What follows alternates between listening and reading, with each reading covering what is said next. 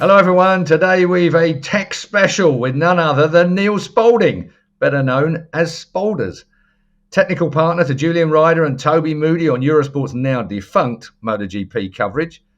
Broadcaster, author, photographer, all about the advancing tech in motorcycling. Thanks for joining us on OMG MotoGP, Neil. Thank you very much indeed. It's great to be here. I haven't done one of these for a while.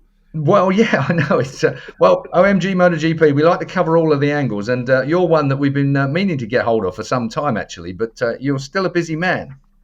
Yeah, I'm trying to be. We've still got the clutches. I mean, basically, I pulled out of MotoGP. I let COVID retire me, basically. There's some really good guys doing that sort of stuff now for Dorna, and the world of the freelancer was coming to a close, I think, or the true freelancer was coming to a close. And I clearly have a face for radio, so I wasn't going to get the TV job. So, hey, let's go and do something slightly different. So now I kind of try and help British Talent Cup a little bit, and I run my clutch business, and I go and ride my motorbikes. It's good fun. Well, let's talk about where it all began, shall we? I mean, because obviously, you've kind of evolved into finding that freelance slot, and we're all used to you being on Eurosport. Sadly, Eurosport disappeared and BT took over, and on it went. But we probably shouldn't get into the politics of all of that at the moment. Funny enough, though, Eurosport ends up being a partner and part of BT Sport, and everybody's under the Liberty banner now. So that in itself is a conversation that could last an hour. But let's talk about where it all came from for you. What actually got you into the roles that you've ended up playing that we all know you're famous for? Well, basically, I've always been fascinated by machinery. I mean, as a kid, I grew up in a very machinery-orientated environment, shall we say. My dad was a transmission engineer for the Foreign Office. And believe it or not, they actually had the contract to broadcast World Service. So as a kid, we ended up living in some really stupid places. Island in the Red Sea, Cyprus, places like that. And everything seemed to be connected to machines, whatever. So I just... That locked me into that sort of thinking. And I guess my dad being an engineer makes a difference as well. Then I sort of found motorbikes, thoroughly enjoyed them. As a job, I'd ended up in a bank, but I think most people now understand, I certainly didn't understand then, that it's kind of good to have a job that reflects your interests, because then it's not really a job. And it took a while for that to work through. I mean, I did the banking thing. I ended up working in London. And then when I was sort of about 40, I mean, I basically moved banking jobs to get enough money to race motorbikes. I mean, I consciously moved out of Lloyd's Bank in a local branch in Tunbridge Wells, went up to London just to get enough money so I could afford an FZ 750. Yeah, it's little things make big changes to your life. But I enjoyed it up there. It was quite amazing. But in fact, it was so good, I stopped racing. But after a few years, there was a financial disaster, as the country seems to run into every once in a while. I ended up in quite a stressful job, and to deal with it, I went back to racing. But this time it was single cylinders instead of 1300 production, and that just took on a life of its own. In 95, I think it was 1995, World Superbikes came to Brands, and how can I put it, full of all the confidence and not really understanding what you're doing can bring, I walked into Mr. Flamini's office and said, I've got an idea. You've got Superbike, Supersport. Why don't you have Super Mono? To my total amazement, he said, yes, it's got Super in the title. And that was it. We're underway. So for 3 years, I tried to ride in that, discovered I most certainly wasn't quick enough, but ended up running it for 3 years until Superstock took over. But that had really planted the seed. By then, it's what else can we do and things like that. It was good fun. Good way to start. So how did the television come about? How did that, the Eurosport angle? Well, I've been in various different banks, finally decided I'm only here, I'm only going to live once. I need to go and do stuff. MotoGP had started. I thought, right, now's my time. What was Sheen saying? Don't wait for your boat to come in, swim out and see it. Something like that. For me, you've got to recognise it's your boat. And for whatever reason, I thought, right, I'm going. And I've been there 3 or 4 years, and I ended up in the commentary box in Turkey. And we just started talking about bikes. And bless them, they forgot to turn Randy's microphone on. So he was in pit lane yelling, turning my microphone on, and I'm just sitting there blathering on about motorbikes. But from there on, I just got invited back on the occasional day, and it was great fun. It really was great fun. Quite often quite often ex-riders, I've got to say, don't understand the technicalities of things quite so well. So having someone explaining it from a broadcaster point of view is usually gold. There are one or two people nowadays that are out there that do understand things properly. I mean, what era? The current crop's pretty good. Yeah, I think so. I mean, I think that's. But you were obviously a pioneer in that front, because no one thought of having anybody of any technical knowledge or any nous whatsoever on that front. I mean, when was the era? We've seen so many changes in motorcycles as they've grown through racing. I mean, they were really just an extension of production bikes for quite a long time, and then all of a sudden we get as technical as we are now. I mean, what era is your favourite era? 990s.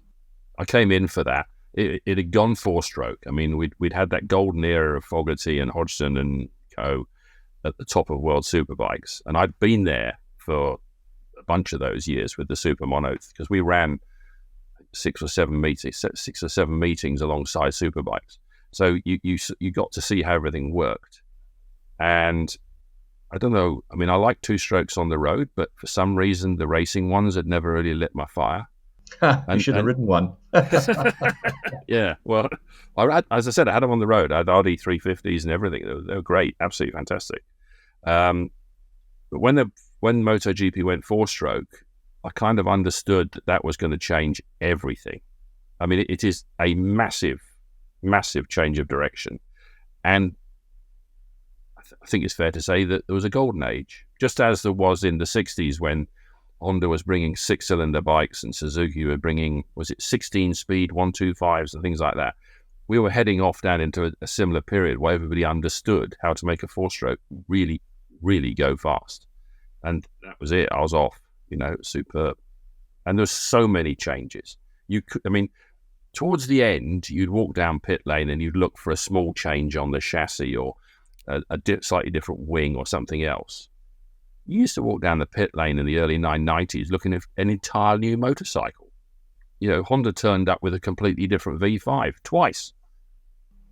It's amazing. And you were there. I mean, I remember when I went back to the MotoGP paddock, there were very few people at track. I made a point of getting there very early because I liked standing in the car park waiting for people to walk through so that you could speak to crew chiefs. I needed to get up to speed. But you were there before me. Well, you were always there very early. Well, I had the way the paddock worked then, I suspect it hasn't changed that much. The crews, all the mechanics, everybody else would see the reporters and the photographers, and then and they didn't see them until 9 or 10 o'clock. So the natural assumption is everybody's lazy getting out of bed. So you've got to change that opinion. And I was used to being there as a competitor or as running a bike or whatever. So I knew that you need to get up early. Early worm catches a bird and all that stuff. And I turned up and I could hear the bikes warming up in pit lane. Okay, let's go down and see what's going on. And all they were doing is a throwback. I think Jerry Burgess started it, and it was a throwback to the two-stroke days. You didn't know quite what had happened overnight. Something would have fallen off. The oil fairy would have done a problem, water, whatever. He knew that if he started the bike up and warmed it up before 8 o'clock in the morning, he had time to change the engine if something went wrong before first practice. And it became the standard way. So I would turn up in pit lane with a camera, and they're all obligingly rolling the bikes out the garage, and I could take pictures. And as long as I didn't do anything stupid, I got progressively more pushy as time went on, to be fair. But they kind of understood that I was going to get them good PR, and I'd never get any information out of a mechanic. He was basically paid not to give me any information. But the crew chiefs kind of wanted to know what was going on 4 garages down. But they knew what was going on in the garage next door. They were never going to talk about their bike. But if you've walked up the whole of pit lane, there's one person had all those conversations.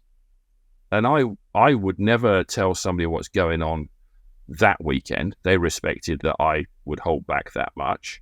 but we could have a general chat about what the issue is that such and such a factory is facing and what they're doing. But then you'd move up a garage and have a chat with another crew chief. And it was a genuine exchange of information. And I learned masses, absolutely masses. Then you sort of deal with the team manager. Well, he wasn't so keen about anybody knowing anything about his bike, but he understood trading. And then you get the factory bosses who just wanted their motorbike in the magazines and on the telly. So anybody that was bringing positive PR, they were up for. So you had to deal with all 4 layers in different ways. But that early morning walk, I mean, I'm not kidding. Most of the time I could have gone home after about 9 o'clock. Instead of which went off and found breakfast and chilled out for the rest of the day. So you basically were a conduit of information down pit lane. When did they actually catch on and start closing the door when they saw Spalders walking up the pit lane? Well, you knew pretty quick when somebody had something new because the garage door would shut 200 meters away, or a bike would be rushed in. Okay. I'm not sure. It depends very much on the relationship. I mean, you're never going to get any information if you don't upset somebody a little bit. But if you upset them totally, they're not unreasonably going to have an attitude towards you. So I kind of needed to be 10% inside their comfort zone, but trying desperately not to be 20, 30 or 40% inside.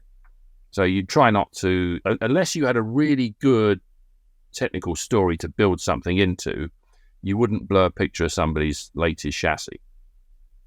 You just, okay, fine, I've just learned that. Now I can build that into stories for the next 4 or 5 races and then maybe show the picture.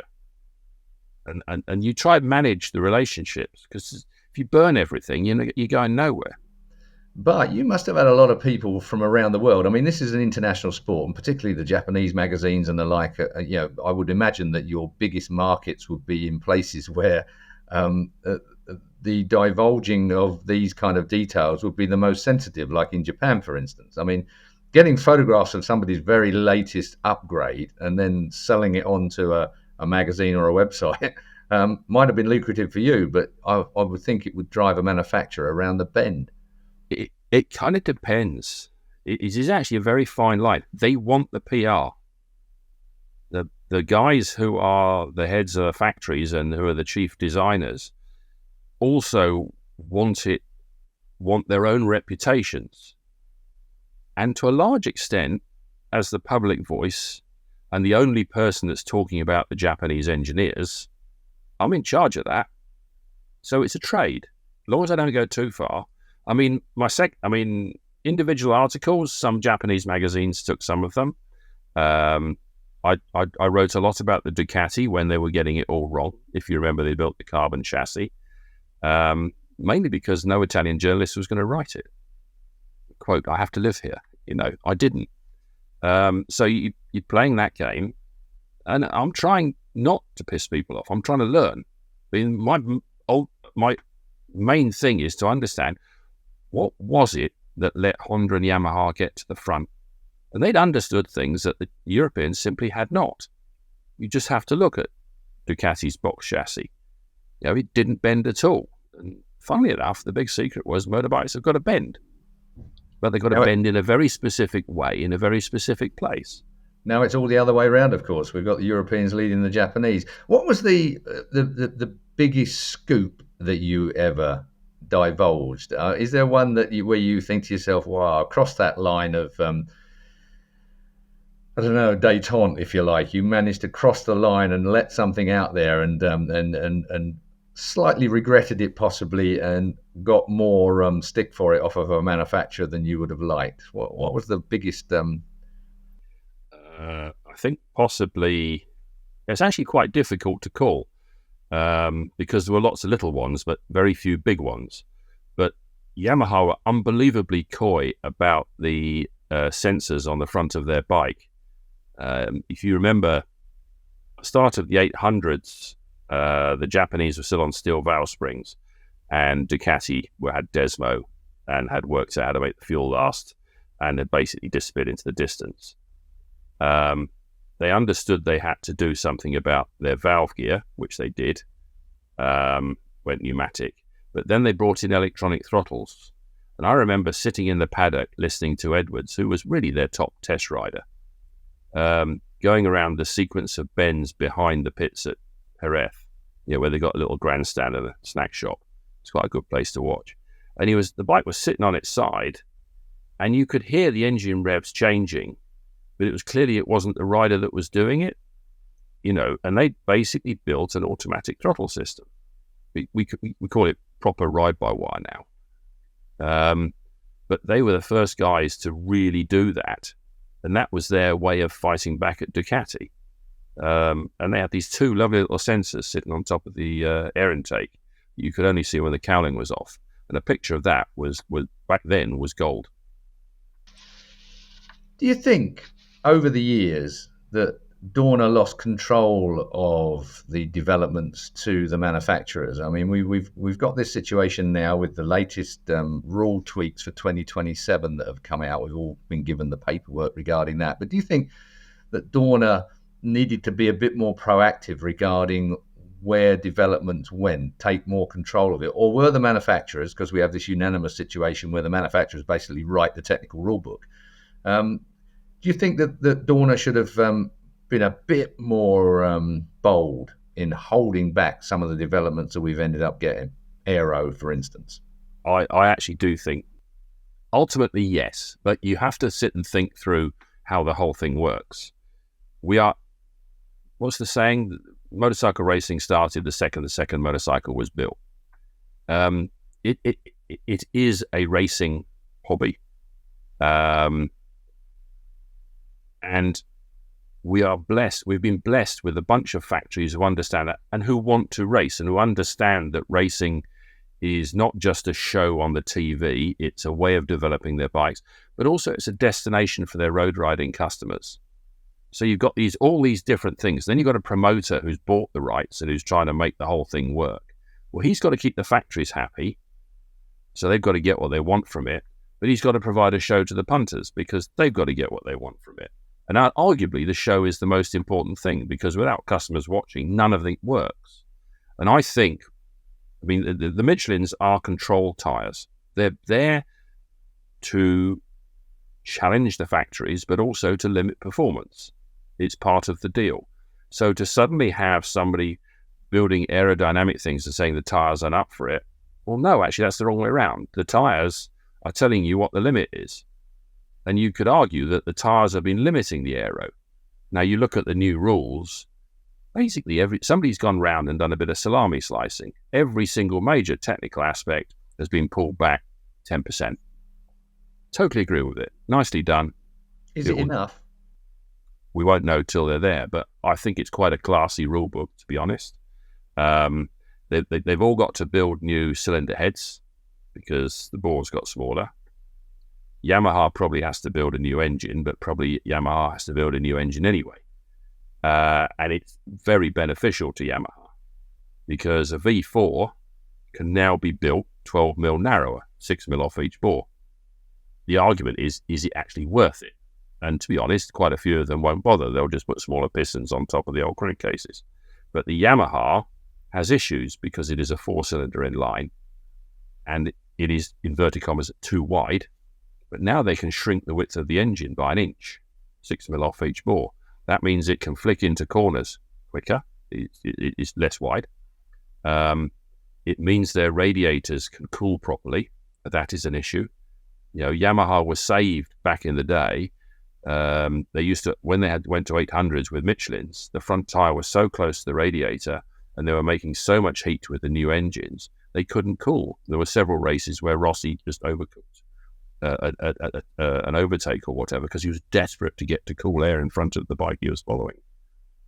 So the Bridgestones, which didn't need as much weight on the front tyre, the front wheel went out 2 inches, suddenly the Yamahas could cool. Here, okay, we're back to Michelin's, the tyre needs more load on it, it's sitting closer to the radiator, but now we can shrink the engine behind the radiator by an inch and get more air out. So for Yamaha, that's a big thing. Is there no collaboration between, say, tyre engineers, chassis engineers, motor engineers? I mean, is there no kind of collaboration at any time during the course of a year between any of these guys? Have you ever seen that? And riders, for that matter. I mean, are riders involved in this in any close way, or are riders just an annoying? What they want is can't be No, given. I think. I mean, Bridgestone listened when. I mean, again, let's go back.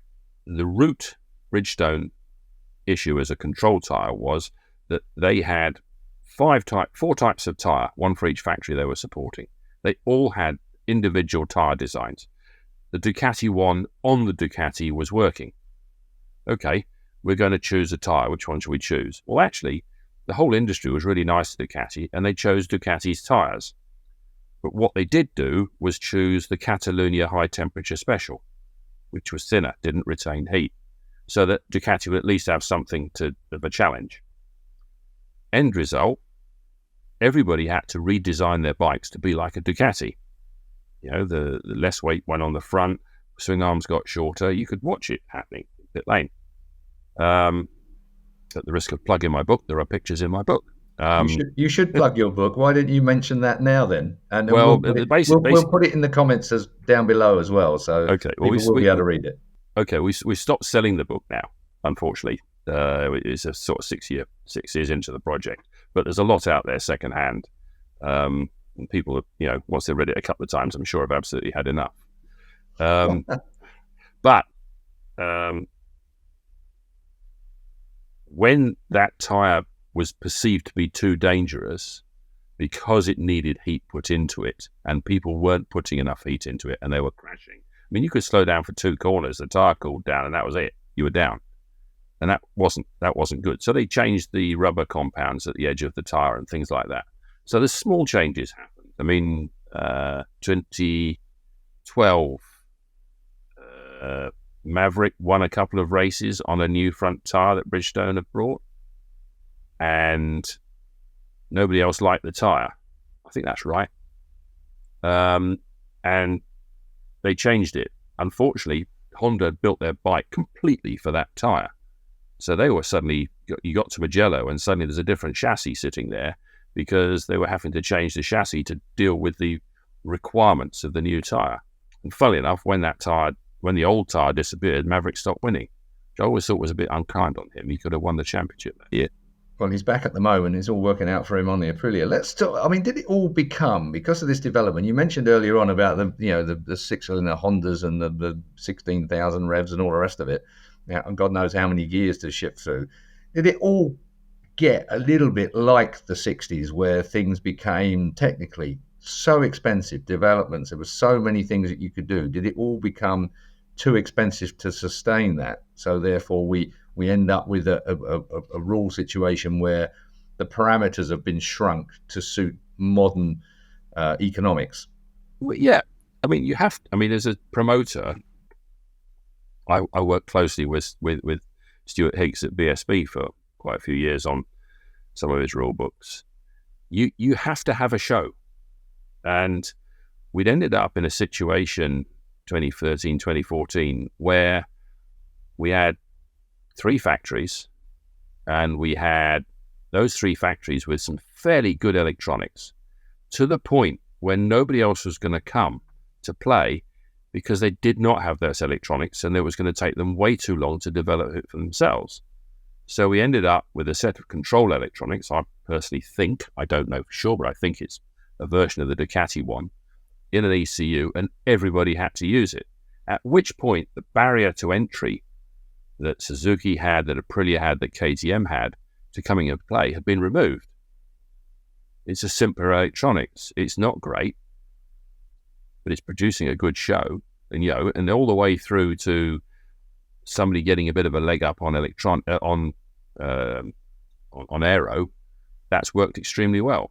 But they had to take the toys away from the 2 factories, the Yamaha and Honda. I mean, you could sit out again. I went out to Misano, I think, and you listen to the bikes come through a sequence of corners, and the Honda and Yamaha were just a seamless movement of revs.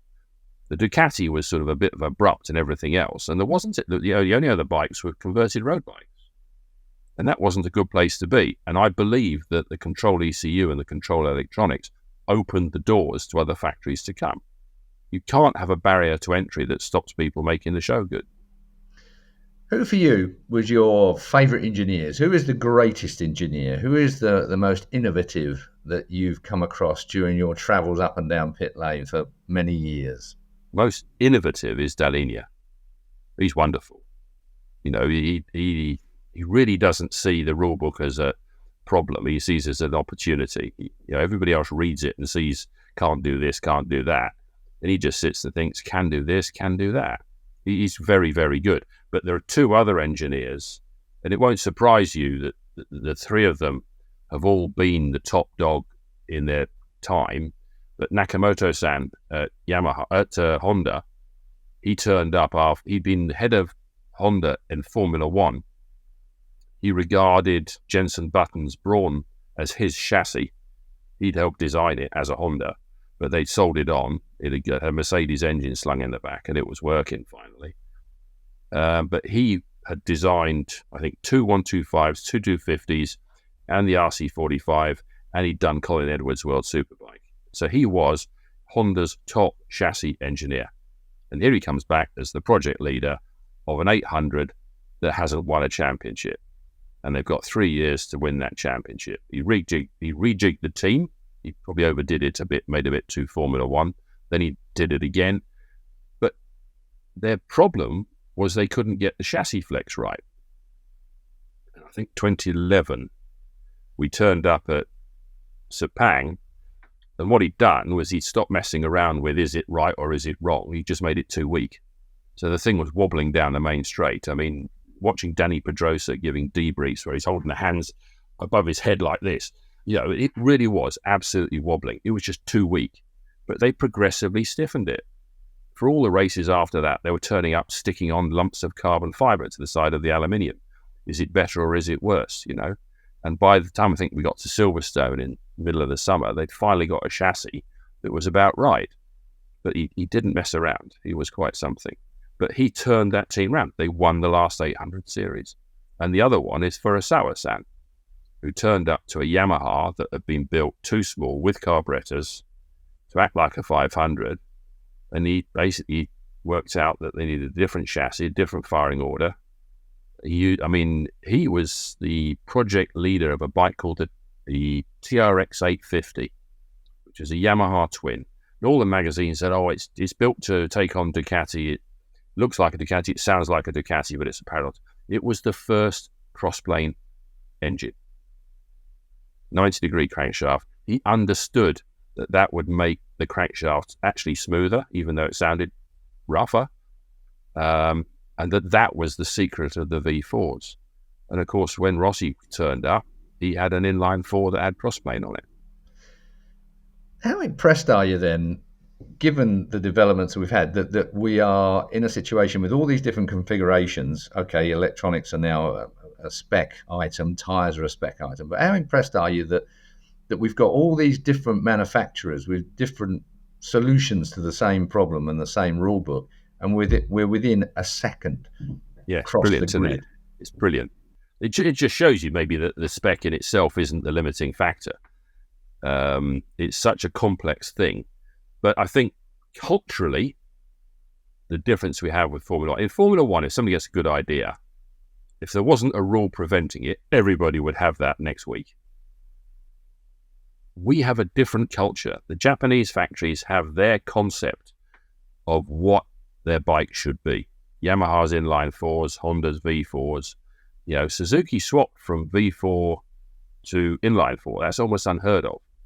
And in fact, when they did so, the head of the Yamaha project, Fujiwara, he was at a test in Aragon, and I'm sitting taking pictures of his bike, and the Suzuki's being warmed up just down the pit lane. They were just doing testing at the time, and he sits down, he squats in front of it, he just looks at it, and after about 10 minutes, he walks back and he comes up. He never spoke to me. He was one of those guys, kept things very much to himself. And he looks at me and he looked back at the Suzuki and he just said, they have built a Yamaha. It was great. But I mean, and arguably, what Yamaha should be doing now is building a Suzuki. The thing went quicker. Obviously, I mean, Suzuki backing out, they may have taken a very smart view on this, because financially, it's a big deal with MotoGP. We worried about Yamaha, but they seem to be throwing the kitchen sink at it at the moment. Even Lynn Jarvis is moving to one side, the managing director of Yamaha Racing. Do you see the turnover in personnel? I mean, it's how important are the elements within a team? I mean, as from an engineering perspective, from a cohesion, collaboration, whatever you want to call it, between the factory in Japan or in Bologna or wherever it might be, and the race team itself. I mean, that link, has that got closer in most cases, in your view? In a successful team, yes, because it's absolutely critical that what's happening on the ground gets reported back accurately, and that enough engineers from the factory are coming to the races so they see and hear the debriefs and see the rider getting upset by one small setting change or whatever, so that they can put some sort of proportion on the problem. I mean, you've got to feel for the Japanese. They've been at the top of this sport until the last couple of years, 30, 40, 50 years. Those guys come to the races, get on a plane, go back to Japan. They work, they come back. I mean, the jet lag quotient of top Japanese engineers must be off the scale. You know, we all get upset at going back to the Far East for a few races and whinging about jet lag. They're doing it every weekend. Just think of the air miles. Well, yes, but I think that wears a bit thin after a while. No, the people who've got the best reporting system are the people who end up winning. So where does it go from here? We've got these 2027 rules. I mean, would you have done anything different? Would you have liked to have seen anything different in these 2027 rules? Are you of the, there are some people like me that are uneducated when it comes to the engineering side of things. I only ever rode the damn things. I didn't have much to do with development at all. The point being is, are we going to end up in 2027 when everyone's got their heads around the new rules with motorcycles that are effectively faster than what we've already got? I don't think so. They've literally taken every major performance aspect of a bike and knocked it back by 10%, every single one. So 850 cc's, that's 150 cc's less, funny enough, near as damn it, 15% off the capacity engine. By reducing the bore, we can't increase the revs, so you can't make it breathe more. So you are looking at, I mean, yes, they'll squeeze a bit more out of it, but that's a 10% power drop. Less engines, so you can't work them harder again. Less fuel, so you can't work them harder again. Less gears, so you can't make the power band narrower. You've got to keep the width of the power band acceptable so that your limited number of gear changes are always in the sweet spot. Slightly less weight. Yeah, that means they don't go quite as far when they crash. That's an important thing. We have got to stop bikes traveling as far as they do when people get off. You know, that crash at Mugello a few years ago when they tried the Ducati without aero told us a lot. And we have two choices. We slow the bikes down, or we essentially wreck the circuits and move the crowd back. And nobody wants that. You want people close enough to feel the things, but preferably not physically. GPS, that means guys that are currently relying on rider coaches to go out and watch bikes on their track. Because, I mean, your data logging is only so good, but having somebody out there to watch where your bike is compared to the other bikes gives you an idea of the line. So by allowing the GPS, you've taken away some of the requirement for the rider coach. You still need him, but it doesn't need to be massively important. The ride height devices makes a massive difference. That'll take the pressure off the tires. The aero being limited takes the pressure off the tires. So I actually suspect that this will get rid of, I mean, because of the power drop, we would, how do I put it, somewhere around about 240 horsepower, a conventional motorcycle will turn over backwards. If you have got 270 horsepower, you can use it if you can hold the bike down. Well, we've actually got 300. So we're blowing 30 horsepower on wings so that they can push the wings through the air so that it can be held down so we can use another 30. This lot should knock off most of the power that's currently available to power the aero. So you could still have exciting bikes, but a bit slower. Let's look at the wings. The wings at the front can't be as big, so they can't, they can't create as much drag. It's touch and go whether you'd even want them as big as they're allowed to be. But by moving the nose of the bike back just 2 inches, 50 mil, essentially the aero works by being a big lever between the wing and the rear contact patch. The shorter that is, the less leverage, the less effective. So just that simple movement, 50 mil, has made a big difference to how much power the wing can generate. Sorry. No, go on. I was just all of this. I begin to understand where we're going as far as MotoGP is concerned, and I was going to ask you what the next significant change will be in your mind, but it's changed my mind slightly from listening to you, because basically we're beginning to pull back, and it seems significantly pull back the MotoGP to where they need to be to keep the show, to give us the show, to stop the velocity of a motorcycle hitting the barriers, and so on and so forth. So there's a lot of elements moving here. What concerns me slightly is your view, perhaps, on where we are with production bikes, for instance. I mean, the reason I'm in a hotel room is because we've just covered the Northwest 200, and they're doing a production super stock bike is now 208 mile an hour or whatever it is in a straight line. And my concern is that our premier elite prototype motorcycle could end up being a bit steadier than a world superbike, which is a production bike modified, and that for me is horrible. I think it's far more horrible is the fact that the superbike isn't going to be here in 10 years' time.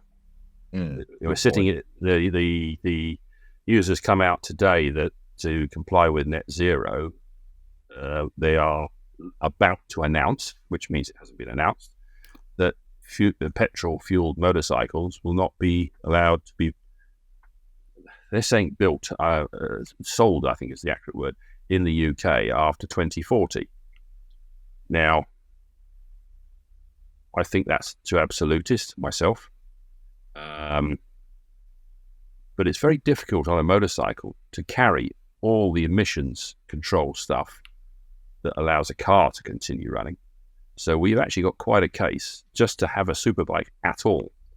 And the solution to having prototypes, I mean, we have got to persuade, in order to keep our racing, we've got to persuade half a dozen factories that it's worthwhile carrying on with an otherwise useless technology, 4 strokes, at a very high level, and they've got to do it for PR reasons.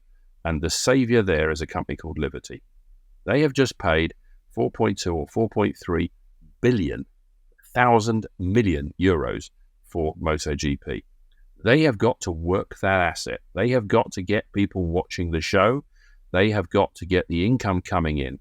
And what they have just done, just by being there, has made it worthwhile for the factories to be there and to continue racing. Without that, we would be history in 20 years' time.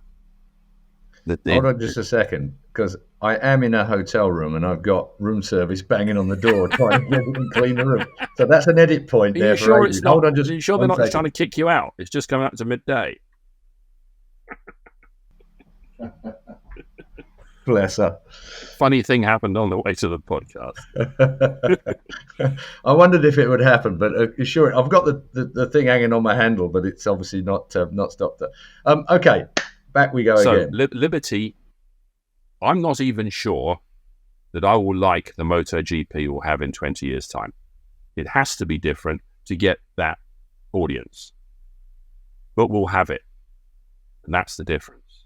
Because without it, I was waiting, to be honest, for Yamaha to say enough already. Because Yamaha raced to sell motorcycles. Honda's different philosophy. Honda raced to train their engineers.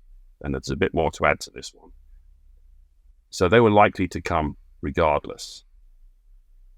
But the reason for Yamaha being here was disappearing at a very high rate of knots. Now, I saw some figures at the weekend. I do not know how accurate they are. But somebody quoted me that the Red Bull Formula One team, in its Liberty era, is making 350 million profit a year. That's a big business, making serious profit, running around in circles with an advertising slogan on the side. And what we shouldn't forget as well in that specific case is the Honda engine in the back, because they've taken a lot of slating for their Formula One efforts.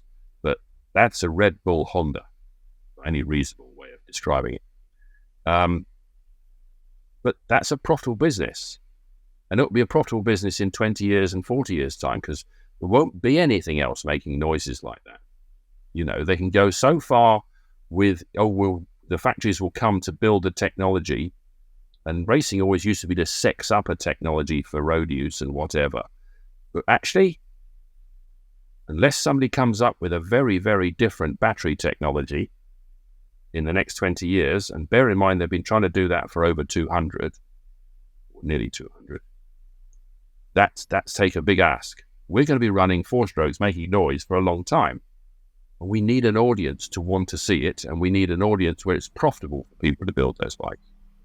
Let me ask you then, as an engineer, somebody that's followed this sport and the engineering of our sport in MotoGP, are you excited for the future or a little bit gloomy? I'm a lot less gloomy than I was 6 months ago. 6 months ago, I was fairly convinced it was toast in 20 years' time. Now we've got a future. As I said, whether it's a future I will enjoy quite to the level. I mean, you wouldn't want a race series where you keep changing the rules. You'd want it to settle down. I don't want it to end up like Japanese Speedway, where there's one make of bike. Everybody's on the same thing. But, you know, people go and watch Japanese Speedway and they enjoy it and they bet on it and they have a good time. But there is room here with a carefully thought through rule book to attract in, you know, if they can pull in BMW, that'd be awesome. BMW got a lot of reasons not to come, to be fair, as have Triumph. They don't need to be there to sell the bikes they sell. But KTM are a race on Sunday, sell on Monday factory. Well, let me stop you there for a moment, because you've just, that is a good point you make about BMW, and I don't want to float past that without just putting that one to you. 2027 with this rule change, usually that's a good place for a manufacturer to get involved. They've got enough lead-in time engineering-wise to design something that will suit these new set of rules, and a flat playing field when it comes to data, which is all important as well. So is that a time, do you think, that perhaps someone like BMW, and maybe Triumph, but I doubt, but I mean, is it a realistic thing, do you think, in 2027 for BMW to join us? Internally, BMW have got a lot of demons on what happens when you go racing. They had several spectacularly costly adventures in Formula One, and it just didn't work out. But that was a different world. That was a world where they could have somewhere else to go. And their thing is saloon car racing. Now, they've got Rossi in a prototype at Le Mans. That's a relatively new thing. They've played at it, but this is a fairly major effort now. If they can be convinced this rulebook is stable, and I can't imagine them doing MotoGP and Superbike. So one would come at the cost of the other. But really all that's doing is acknowledging that in 10, 20 years, the 1,000cc Superbikes aren't going to be around. There's not the market and there's not the emissions case. So just maybe they'll do it. But they're going to have to hire a lot of good people, and they're going to have to listen to those people. I mean, KTM have effectively just done it. They came a long way with their in-house engineers. Then they started recruiting a lot more from other factories. And as far as I can see, they're Ducati course 2 about now. Plenty to look forward to, I feel, in MotoGP in the future. World Superbikes, we've been worried about them for a long time, but they're still absolutely at the top of their game and produce great racing. The World Superbike show is superb. BSB have just done a big rule change. Standard heads, standard cams. First round was dominated by Yamaha's. Second round dominated by Ducatis. This might be about right, actually. So let's just wait and see how it pans out. MotoGP, I think these rules will make a big difference. And everybody whinging about the tyre temperature rules and everything else, I think the problem will just go away. So I think we've got a lot going for it. And on the rider front, I just want to say one thing there, definitely. Everybody at the moment is saying, who's Gigi going to sign? I want to know who Honda is going to sign. Not for now, but for 2026, because Honda doesn't like not winning anything in a given rule period. In 2006, they pulled all the stops out to build a special bike for Nicky. 2012, towards the end of the 800s, they had not won an 800 championship. They went for it like crazy and got Stoner on it in the last year and won the last championship. And here we are, 2027 new rules. I'll put some money down on Honda, A, messing up the rider market, and B, trying to win the 2026 championship, almost regardless of cost. And you could do a lot worse than follow Neil Spalding's advice. There's no doubt in my mind about that. Neil, thank you very, very much for joining us on OMG MotoGP. We can go on for hours, but we don't have hours. Thank you again. No problem. Have a good trip home.